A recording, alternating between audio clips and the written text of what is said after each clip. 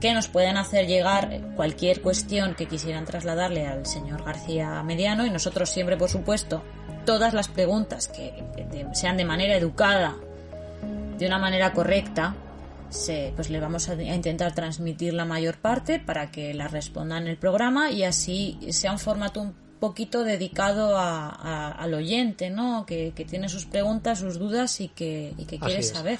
Yo lo único que comentaría respecto a esto, Eli, es que la primera entrevista que le hicimos a Fernando, obviamente queríamos que fuese una sorpresa, y obviamente por la importancia del testigo queríamos tenerlo, o sea, no queríamos vender la piel del oso antes de cazarlo. Para nosotros era un paso de gigante para este modesto podcast. Y bueno, pues mantuvimos un perfil bajo hasta que tuvimos la entrevista realizada con Fernando. En este caso, pues creo que es verdad que ha habido muchas cosas que por tiempo, por inexperiencia, por ser nosotros simplemente quien argumentaba esas preguntas, pues hubo muchas cosas que no se le realizaron a Fernando García. Y ahora, pues a través de redes sociales y a través de iVoox, pues os damos esa oportunidad de que nos hagáis llegar todas las preguntas que queráis, y nosotros, dentro de la educación, se las formularemos a Fernando, y Fernando seguramente, que igual que hizo con nosotros, pues de la forma más sincera posible nos contestará. Yo ahí rompo una lanza en favor de Fernando, en el sentido de que creo que cuando Fernando dice no lo sé, es que no lo sabe. Cuando Fernando dice que no, es que no. Y Fernando cuando dice que sí, es que sí. Entonces, bueno, luego cada uno puede interpretar lo que buenamente quiera o darle credibilidad. Eso obviamente va en cada persona, pero es mi opinión. Y luego sí, si probablemente fuéramos gente con el título en periodismo, dispuestos a acosar a nuestros invitados, dispuestos a forzar todo lo que quisiéramos en la versión que a nosotros nos conviene, pues sí, probablemente también sacaríamos petróleo. Es posible, pero no somos periodistas, no lo pretendemos, y solo queremos un petróleo falso, pero petróleo. Así es, Eli, así es. Bueno, pues nada, simplemente también comentaros que ese mismo día tendremos una charla coloquio con varios entre comillas actores importantes del pasado y del presente de Alcácer, en varias de las facetas de este crimen, que también grabaremos y emitiremos más adelante. Creo que va a ser sorprendente, creo que va a ser bonito, y también pues nos hemos enrolado en un proyecto del cual aún no podemos daros muchos detalles. No es un proyecto a corto plazo, más bien medio plazo. Con un poco de suerte quizás cristalice en verano de 2021, si esta pandemia, si la pandemia permite. Si esta pandemia nos lo permite. Ya sabéis que con lo que está sucediendo, pues todo está susceptible de retrasos, de cambios de planes y demás. Pero bueno, creemos que si por fin todo cristaliza y se puede hacer con la calidad mínima para llevarlo a cabo, pues por lo menos os va a todos los interesados en el crimen de Alcácer, os va a alegrar y agradar muchísimo. En cuanto podamos daros los primeros datos ya cerrados y concisos, lo haremos con la mayor premura posible, y vosotros seréis los primeros, desde luego. No sé, Eli, si quieres añadir algo más, o en este formato cortito e intenso lo dejamos por hoy y le damos las buenas noches a todos nuestros disidentes. Sí, nada, dar las buenas noches y comentar, pues bueno, que todo lo que hemos dicho vamos a intentar que sea lo antes posible relativamente, pero que obviamente son tiempos de pandemia, las cosas están complicadas y a veces pues igual hay programas que no llegan todo lo pronto que quisiéramos, podemos sufrir algún retraso como ha pasado esta semana, que vamos a tratar un tema más largo del juicio, que lo lamentamos, pero que esto es así. Claro, al no ser profesionales, al no dedicarnos a esto de forma remunerada, al ser pues trabajadores autónomos, al ser gente que se gana la vida de otra forma, por suerte o por desgracia, pues nuestro programa, nuestro canal sufre modificaciones que hay que adaptar a exigencias laborales, exigencias personales y bueno, esperamos y entendemos que nos perdonéis en este caso, y hemos improvisado, entre comillas, él y yo, pues este programa hoy para que este viernes tengáis por lo menos otro capítulo o una nueva sección en el Rincón del Disidente. También era importante comentar las novedades que había, por otro lado. Creemos, hay gente que las redes sociales no las usa, que usa directamente o nos sigue por la escucha del programa. Y bueno, pues es otro medio de comunicarnos con todos vosotros.